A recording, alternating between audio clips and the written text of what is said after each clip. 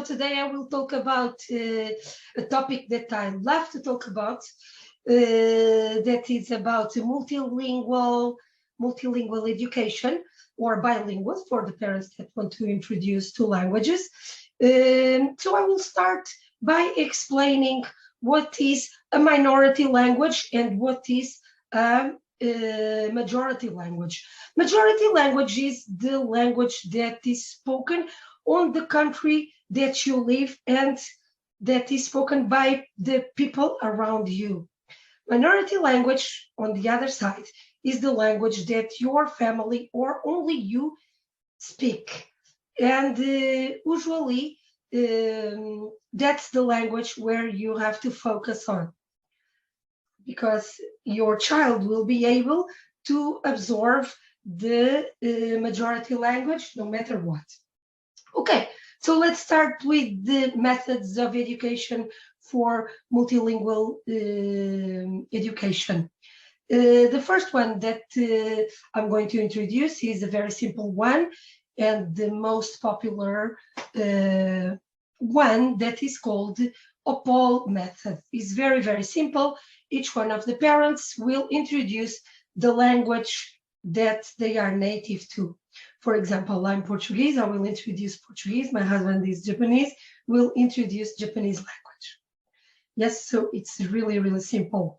If the parents need one more language to communicate between themselves, they will have to use another language. It can be English, is the most common one, and the child will be a passive learner of this other third language.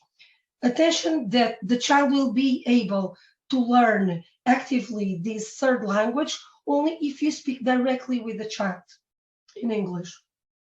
Because if the child is only hearing, the language will most probably won't be able to speak it.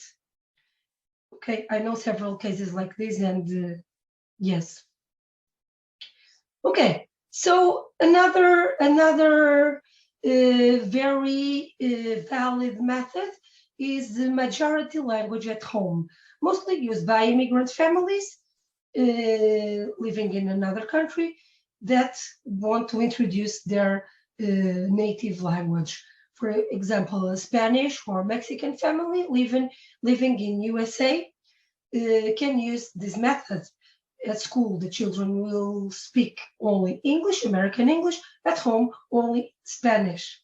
And using this method, it will be easy to raise two languages at the same time, English and Spanish. Another method that I think is very effective is one situation, one language. Mostly for parents that are already using Opal and want to introduce another language. For example, one language in a specific place, using Opal language at home, as I was saying, and taking the child to an after school for another third language. Yes, and in this place would be only this language, or at the grandparents' house is only Japanese, or at the grandparents' house is only Spanish, depending on the language that you want to introduce. Okay, another method, time and place. It's also quite simple, and the families can use the way they feel comfortable with. For example, inside their house, in the living room is only English, in the kitchen can use only Japanese, in the morning you can use only English, in the afternoon only Japanese. You can divide the time and place as is convenient for you. Another method that I really like, I've been hearing about this method lately for parents that are already bilinguals, both parents. So both of them have 2 or 3 languages, and we have countries like Belgium and others that speak more than one language. yes, that have more than one native language, Luxembourg and others. And they want to introduce the two languages, two and two, so makes four languages.